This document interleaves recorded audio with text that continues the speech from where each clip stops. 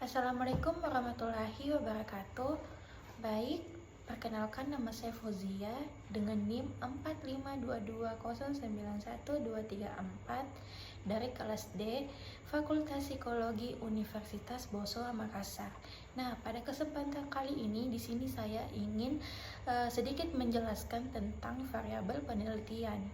Nah, pada variabel penelitian ini sangat penting bagi peneliti karena akan dapat menyusun kerangka berpikirnya itu secara jelas dan juga merumuskan hipotesis yang tepat serta menentukan metode pengumpulan data yang sesuai. Kata variabel berasal dari bahasa Inggris yaitu variabel yang berarti faktor tak tetap atau yang berubah-ubah. Jadi istilahnya itu merupakan yang tidak pernah ketinggalan dalam setiap jenis penelitian. Oleh karena itu, setiap pertanyaan tentang apa yang diteliti, jawabannya itu akan berkenaan dengan variabel penelitian. Secara teoritis, variabel itu dapat didefinisikan sebagai atribut seseorang atau objek yang mempunyai variasi antara satu orang dengan objek yang lainnya. Variabel juga dapat dikatakan sebagai atribut dari bidang keilmuan atau kegiatan tertentu seperti tinggi badan, berat badan, motivasi, sikap, kepemimpinan, dan juga disiplin kerja yang merupakan suatu atribut dari setiap orang. Kemudian itu ada berat, ukuran, bentuk, dan juga warna yang merupakan sebagai atribut dari objek. Nah, kemudian itu ada macam-macam variabel penelitian, yaitu macam-macam variabel menurut jenis penelitiannya atau pengolahan data. Jadi variabel dapat dibedakan menjadi dua, yaitu variabel kuantitatif dan juga variabel kualitatif. Nah, variabel kuantitatif adalah variabel yang dapat dinilai berbentuk angka dan dapat diukur secara numerik. Variabel ini memungkinkan perhitungan matematis seperti perjumlahan, pengurangan, rata-rata, dan juga analisis statistik lainnya seperti luas kota, umur, dan juga penghasilan. Sedangkan variabel kualitatif itu adalah variabel yang dinilai berupa kategori atau sifat dan tidak dapat diukur dengan angka seperti kemakmuran, kepandaian, dan juga sebagainya. Pada variabel kuantitatif ini dapat diklasifikasikan menjadi dua kelompok, yaitu yang pertama itu ada variabel diskrit, bisa disebut dengan variabel nominal atau variabel kategori. Nah, karena hanya dapat dikategorikan atas dua kutub yang berlawanan, yaitu iya atau tidak. Misalnya wanita atau pria, hadir atau tidak hadir, atas atau bawah. Nah, angka-angka yang digunakan dalam variabel diskrit ini untuk menghitung yaitu banyaknya pria, banyaknya yang hadir, dan juga sebagainya. Maka dari itu, angka bisa dinyatakan sebagai frekuensi. Kemudian itu ada variabel kontinum. Nah, variabel kontinum itu dibagi menjadi tiga variabel kecil, yaitu variabel ordinal, yaitu variabel yang menunjukkan tingkatan misalnya panjang, kurang panjang, dan juga pendek. Kemudian itu ada variabel interval, yaitu variabel yang mempunyai jarak jika dibandingkan variabel lain, sedangkan jarak itu sendiri dapat diketahui dengan pasti. Nah, kemudian itu ada variabel rasio. Jadi variabel rasio ini dalam hubungan antar sesamanya merupakan sekali-kali. Nah, kemudian itu ada variabel kualitatif, adalah variabel yang tidak bisa dikuantifikasikan atau kebalikannya dari variabel kuantitatif. Kemudian itu ada macam-macam variabel menurut hubungan antara satu variabel dengan variabel yang lainnya. Jadi hubungan antara satu variabel dengan variabel lainnya itu akan bermacam-macam variabel dalam penelitian yang dapat dibedakan seperti variabel independen, yaitu variabel ini sering disebut sebagai variabel stimulus, prediktor, dan juga antisiden. Dalam bahasa Indonesia sering disebut sebagai variabel bebas. Jadi dapat diartikan yaitu variabel bebas yang memiliki arti variabel yang mempengaruhi atau yang bisa menjadi sebab perubahan atau timbulnya variabel dependen atau terikat. Kemudian itu ada variabel dependen, yaitu variabel ini sering disebut sebagai variabel output, kriteria, dan juga konsekuen. Jadi dalam bahasa Indonesia itu sering disebut sebagai variabel terikat, yang dapat diartikan adalah variabel yang menjadi akibat karena adanya variabel bebas. Kemudian itu ada variabel moderator, yaitu variabel moderator ini yang mempengaruhi hubungan antara variabel independen dan juga variabel dependen. Jadi yang bisa disebut sebagai variabel independen kedua.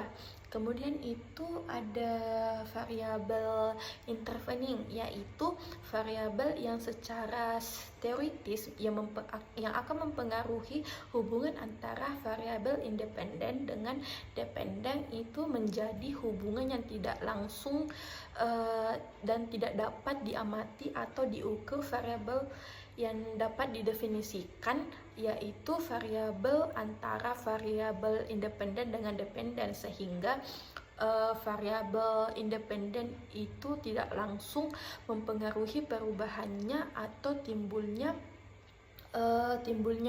variabel dependen. Kemudian itu ada variabel kontrol yang memiliki definisi variabel yang dikendalikan atau yang dibuat konstan, yang sehingga akan mempengaruhi variabel independen terhadap dependen, tidak dipengaruhi oleh faktor luar yang tidak diteliti.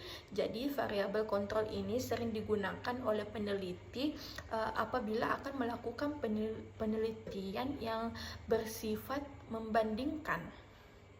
Kemudian itu untuk dapat menentukan kedudukan variabel independen, dependen, moderator, intervening, atau variabel yang lainnya itu harus dilihat dari konteksnya dengan dilandasi konteksnya dengan dilandasi konsep teoritis yang mendasari maupun hasil dari pengamatan empiris di tempat penelitian. Kemudian itu ada macam-macam variabel yang ditinjau dari sifatnya.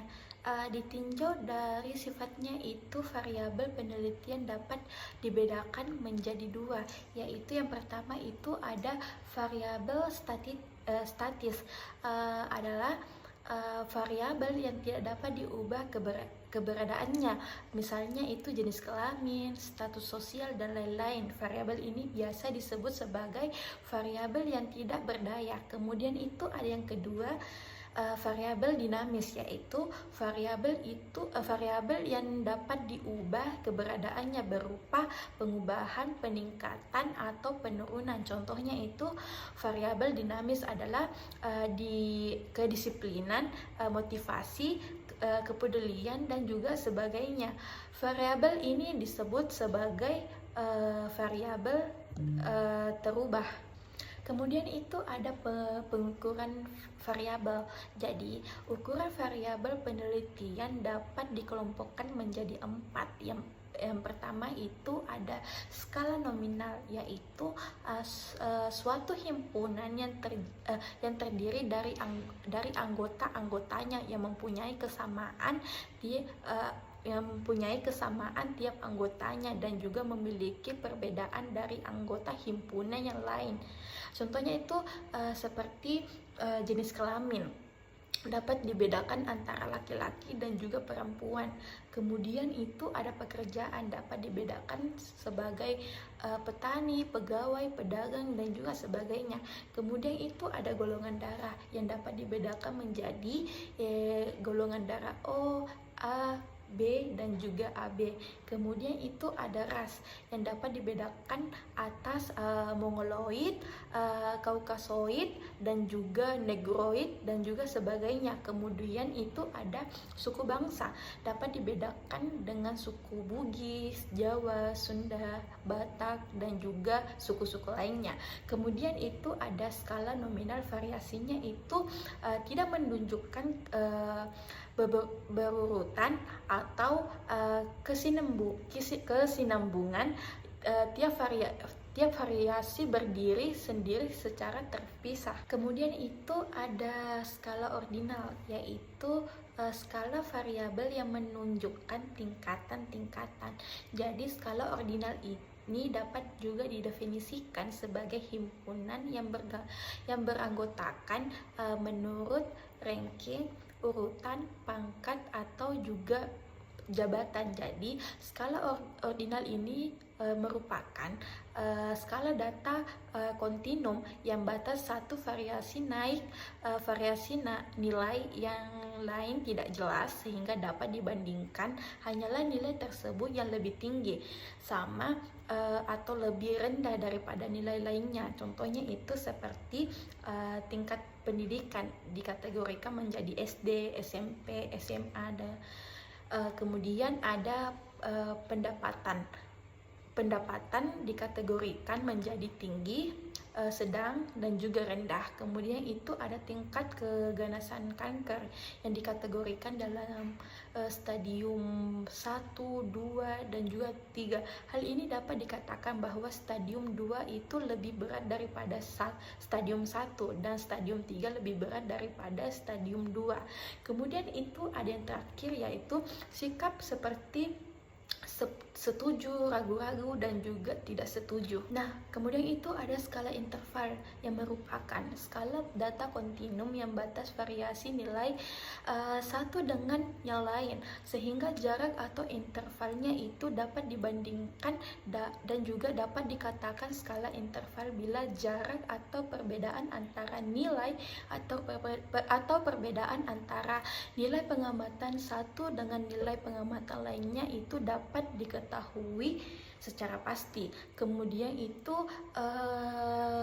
nilai variasi skala interval ini juga dapat dibandingkan seperti halnya pada skala ordinal, seperti lebih besar, sama, dan juga lebih kecil dan sebagainya. Kemudian itu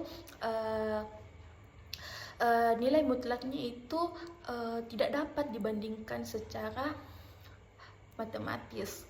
Nah, kemudian itu ada skala rasio atau skala perbandingan, yaitu skala yang di samping batas intervalnya itu jelas. Juga variasi nilainya itu mempunyai batas yang tegas dan mutlak yang mempunyai nilai nol absolut, yaitu tinggi badan. Sebagai skala rasio, tinggi badan 180 cm itu dapat dikatakan mempunyai selisih 60 cm terhadap tinggi badan 120 cm. Kemudian itu ada denyut nadi. Nilai 0 dalam denyut nadi itu dapat dikatakan tidak ada sama sekali denyut nadinya. Kemudian pada uraian tadi itu jelas bahwa skala rasio, interval, ordinal dan juga nominal itu berturut-turut memiliki nilai kuantitatif yang paling rinci dan juga yang kurang rinci. Skala rasio mempunyai sifat-sifat yang memiliki skala interval. Kemudian itu ordinal dan menjadi skala interval itu memiliki ciri-ciri yang dimiliki skala ordinal dan juga nominal itu, sedangkan skala ordinal memiliki sifat yang dimiliki skala nominal. Kemudian itu ada korelasi antar variabel. Jadi relasi antar variabel ini ada 3. Yang pertama itu ada korelasi simetris. Jadi apabila antar dua variabel ini terdapat hubungan, tetapi tidak ada mekanisme yang mempengaruhi masing-masing. Jadi dia itu bersifat mandiri. Korelasi simetri itu bisa saja menjadi suatu kebetulan. Contohnya itu kenaikan gaji dosen dengan turunnya hujan deras. Kemudian itu sama-sama merupakan akibat dari faktor yang sama. Contohnya itu hubungan antara berat badan dan juga tinggi badan. Yang keduanya itu merupakan variabel dan juga variabel bebas, yaitu pertumbuhan. Kemudian itu ada sama-sama sebagai indikator dari suatu konsep yang sama. Misalnya hubungan dengan ketahanan kontraksi otot. Keduanya itu akan pengaruh indikator kemampuan kontraksi otot. Kemudian itu yang kedua itu ada korelasi asimetris, yaitu korelasi antara dua variabel, di mana variabel yang satu yang bersifat akan mempengaruhi variabel yang lainnya seperti variabel bebas dan juga variabel terikat. Kemudian itu ada yang terakhir itu yaitu relasi timbal balik, yaitu relasi timbal balik ini merupakan korelasi antar dua variabel yang antar keduanya itu saling pengaruh sampai juga mempengaruhi. Nah, itu tadi materi dari variabel penelitian. Nah, sekarang ini saya akan sedikit menjelaskan materi yang berjudul instrumen penelitian. Jadi, adapun pengertian dari instrumen penelitian yaitu semua alat yang digunakan untuk mengumpulkan, memeriksa dan juga menyelidiki suatu masalah. Instrumen penelitian ini dapat diartikan pula sebagai alat untuk mengumpulkan, mengolah, menganalisis dan juga menyajikan data secara sistematis. Adapun serta objektif dengan tujuan untuk memecahkan suatu persoalan atau juga menguji suatu hipotesis. Jadi semua alat yang bisa mendukung suatu penelitian ini bisa disebut dengan instrumen penelitian. Pada umumnya, instrumen dalam penelitian kuantitatif itu terbagi menjadi dua, yaitu tes dan juga non-tes. Nah, tes sebagai instrumen penelitian adalah suatu alat yang berisi serangkaian soal-soal yang harus dijawab oleh responden untuk mengukur suatu aspek tertentu sesuai dengan tujuan.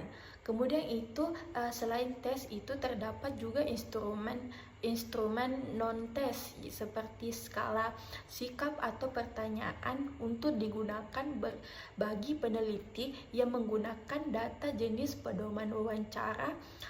Untuk peneliti yang menggunakan teknik interview atau wawancara dan juga pedoman observasi itu untuk penelitian menggunakan teknik observasi. Adapun juga pada dasarnya itu terdapat dua kategori instrumen yang digunakan dalam penelitian. Yang pertama itu ada instrumen yang digunakan untuk memperoleh informasi data tentang keadaan objek atau proses yang diteliti. Kedua itu ada instrumen yang digunakan untuk mengontrol objek atau proses yang diteliti. Nah, kemudian itu ada langkah-langkah menyusun instrumen. Jadi ada 6 langkah dalam penyusunan instrumen penelitian. Yang pertama itu ada mengidentifikasi variabel yang diteliti. Kemudian itu yang kedua itu ada menjabat variabel menjadi dimensi-dimensi. Kemudian itu ada mencari indikator dari setiap dimensi. Keempat itu mendeskripsikan kisi-kisi instrumen. Kemudian itu yang kelima ada merumuskan item-item pertanyaan atau pernyataan instrumen. Kemudian yang terakhir itu ada petunjuk pengisian instrumen. Nah, setelah adanya langkah-langkah penyusunan instrumen, adapun juga validitas dan juga reliabilitas instrumen. Jadi, adapun pengertian validitas yaitu menurut Azwar, yaitu validitas adalah sejauh mana ketetapan dan juga kecermatan suatu alat ukur dalam melakukan fungsinya. Sementara itu menurut Sukaji, validitas adalah derajat yang menyatakan suatu tes mengukur apa yang seharusnya diukur. Terkait validitas, menurut Sugiono, uji validitas adalah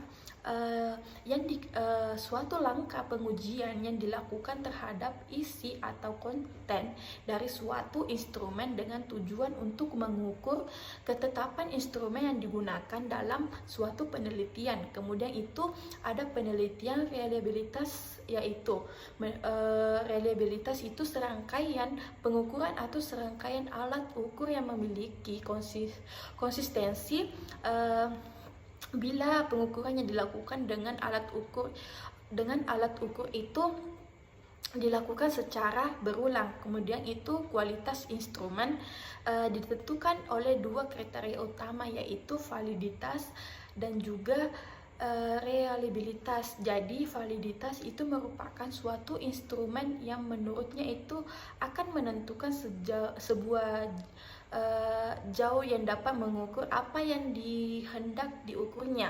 Sementara itu reliabilitas menunjukkan tingkat konsistensi dan akurasi hasil pengukurannya. Reliabilitas ini memiliki 3 dimensi, yaitu stabilitas, ekuivalensi, dan juga konsistensi internal. Jadi stabilitas itu mengacu pada kemampuan instrumen untuk menghasilkan data yang sama dari waktu ke waktu, dan juga ada ekuivalensi, yaitu mengacu pada kemampuan dua atau lebih macam instrumen yang dibuat dua peneliti. Peneliti ini akan menggunakan instrumen yang berbeda, akan tetapi jika kedua penelitian itu sama, memiliki sifat ekuivalen. Kemudian itu ada pengujian validitas instrumen.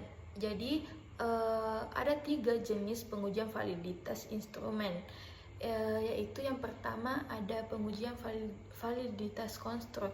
Yang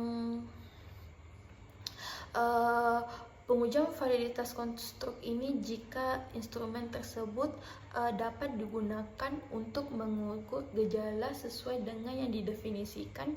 Misalnya itu jika akan mengukur efektivitas kerja teliti. Kerja perlu untuk didefinisikan terlebih dahulu apa itu efektivitas kerja untuk menguji validitasnya. Maka dapat digunakan pendapat para ahli setelah instrumen dikontribusikan tentang aspek-aspek yang akan diukur dengan berdasarkan tertentu, yang selanjutnya itu dikonsultasikan dengan ahli akan meminta juga pendapat instrumen yang telah disusunnya. Kemudian ada juga pengujian validitas isi atau konten. Jadi instrumen yang harus memiliki validitas isi itu adalah instrumen yang digunakan untuk mengukur prestasi belajar, yang mengukur efektivitas pelaksanaan program dan juga tujuan. Jadi untuk menyusun instrumen prestasi belajar ini harus mempunyai validitas isi yang disusun berdasarkan materi pembelajaran yang telah diajarkan. Kemudian itu instrumen yang berbentuk tes itu akan menguji validitas isi, dapat dilakukan dengan membandingkan antara isi instrumen dan juga dengan materi pembelajaran yang telah diajarkan secara teknis. Juga pengujian validitas validitas konstruksi dan validitas isi dapat dibantu dengan menggunakan kisi-kisi instrumen. Kisi-kisi itu terdapat variabel yang diteliti seperti indikator sebagai tolak ukurnya, dan juga butiran atau item pertanyaan atau pernyataan yang telah dijabarkan dari sebuah indikator. Nah, kemudian itu ada juga pengujian validitas eksternal. Jadi, validitas eksternal itu merupakan instrumen yang akan diuji dengan cara membandingkan antara kriteria yang ada pada instrumen dengan fakta-fakta empiris yang terjadi di lapangan. Misalnya itu instrumen untuk mengukur kinerja kelompok pegawai, pegawai maka kinerja pada instrumen tersebut itu akan dibandingkan dengan catatan-catatan di lapangan tentang kinerja yang baik. Nah, setelah itu ada juga pengujian reliabilitas instrumen yang diuji reliabilitasnya itu terhadap ketetapan dari suatu instrumen. Jadi pengujian ini yang dimaksudkan untuk menjamin instrumen yang digunakan itu merupakan sebuah instrumen yang andal, konsistensi, stabil, dan juga dependabilitas juga, sehingga jika digunakan berkali-kali itu akan menghasilkan data yang sama dan juga memiliki tujuan dari uji reliabilitas, yaitu menunjukkan konsistensi skor-skor yang diberikan skor satu dengan skor lainnya. Menurut Jali dan Puji, reliabilitas itu dibedakan menjadi dua macam, yaitu reliabilitas konsistensi tanggapan. Jadi reliabilitas ini akan mempersoalkan apakah tanggapan responden atau objek terhadap tes tersebut itu sudah baik atau konsisten. Dengan pengujian reliabilitas instrumen ini menurut Sugiono itu dapat dilakukan secara eksternal dan juga internal. Secara eksternal, pengujian dilakukan dengan tes stability, ekuivalen, dan juga gabungan keduanya itu jadi secara internal. Jadi pengujian dilakukan dengan menganalisis konsistensi butir-butir yang ada pada instrumen dengan teknik-teknik tertentu. Jadi ada juga tes yang jadi instrumen penelitian dicobakan beberapa kali pada responden yang sama dengan waktu yang berbeda. Kemudian itu yang kedua, ada ekuivalen. Jadi pertanyaan yang secara bahasa berbeda akan tetapi maksudnya itu sama. Dan juga ada yang ketiga itu ada gabungan dari pengujian yang dilakukan dengan cara dua instrumen yang diekuivalen beberapa kali responden yang sama. Cara ini merupakan gabungan dari riset atau stability dan juga ekuivalen. Dan yang terakhir itu ada internal konsistensi. Jadi pengujian reliabilitas dengan internal konsistensi yang dilakukan dengan cara mencobakan instrumen sekali saja akan tetapi data yang diperoleh itu akan dianalisis dengan teknik-teknik tertentu. Yang terakhir itu ada reliabilitas konsistensi gabungan item. Jadi reliabilitas ini berkaitan dengan kemantapan atau konsistensi antara item-item suatu tes.